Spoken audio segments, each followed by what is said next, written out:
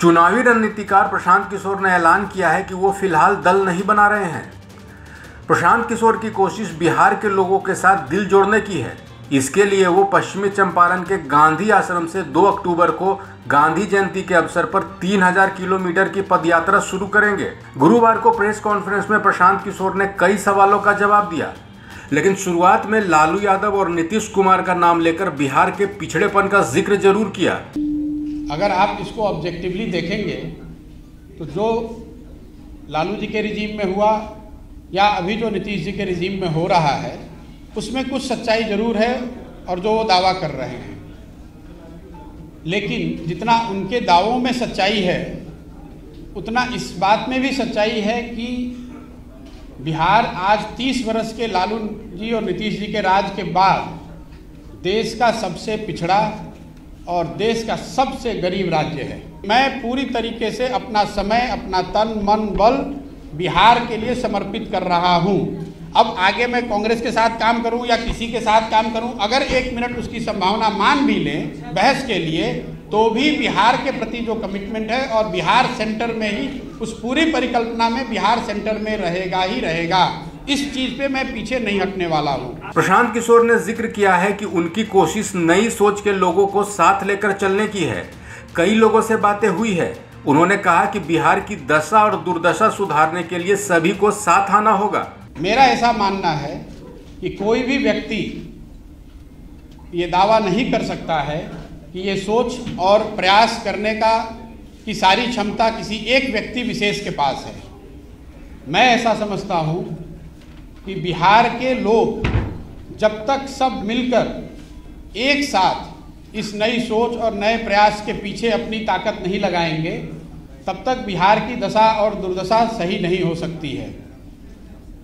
इसलिए मैं ऐसा मानता हूं कि आने वाले दिनों में और आने वाले समय में बिहार के वो लोग जो इस धरती से जुड़े हैं, जो यहाँ के मुद्दों को समझते हैं और जिनमें यहाँ की समस्याओं को सुलझाने की क्षमता है और उससे बढ़ के आने वाले वर्षों में बिहार को बदलने का जिनके पास जज्बा है, जो बिहार को बदलना चाहते हैं, वो सारे लोग और या उनमें से ज़्यादातर लोगों को एक साथ आकर कोई नई प्रयास करने की ज़रूरत है।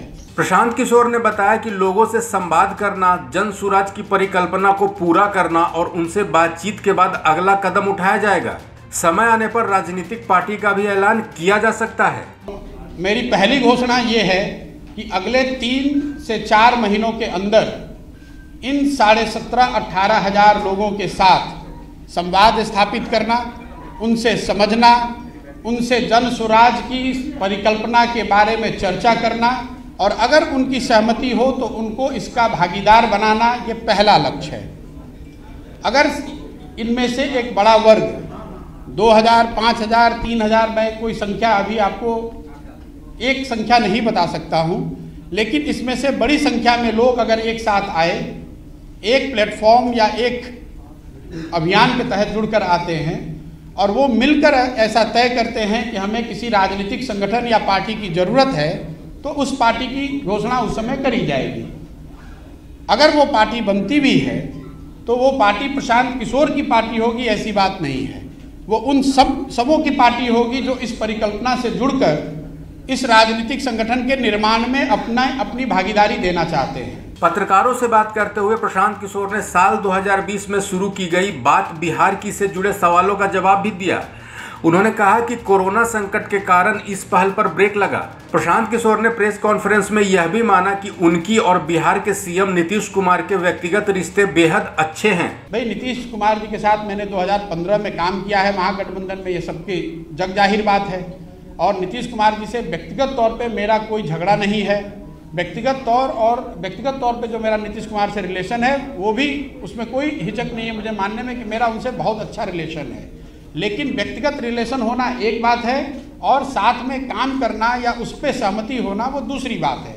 कुछ दिन पहले नीतीश जी दिल्ली आए और उनके कोविड होने के बाद वो पहली बार दिल्ली आ रहे थे, तो मैं उनके घर गया, उनके साथ खाना भी खाया। कई लोगों ने कई तरह की बातें उसमें कही, कोई किसी ने बताया कि मैं उनको प्रेसिडेंट का कैंडिडेट बनाना चाह रहा हूँ, कोई कह रहा है मैं जदयू ज्वाइन कर रहा हूँ। लेकिन मैं आज आपके सामने बैठा हुआ हूँ, जितने वो स्पेकुलेशन की गई वो सब गलत साबित हुआ। देखिए, सामाजिक राजनीतिक जीवन में व्यक्तिगत शिष्टाचार, उससे हम विमुख नहीं हो सकते हैं। अब कल अगर नीतीश जी बुलाएंगे, यहाँ के मुख्यमंत्री हैं, जाना पड़ेगा, उसमें कोई दिक्कत नहीं है।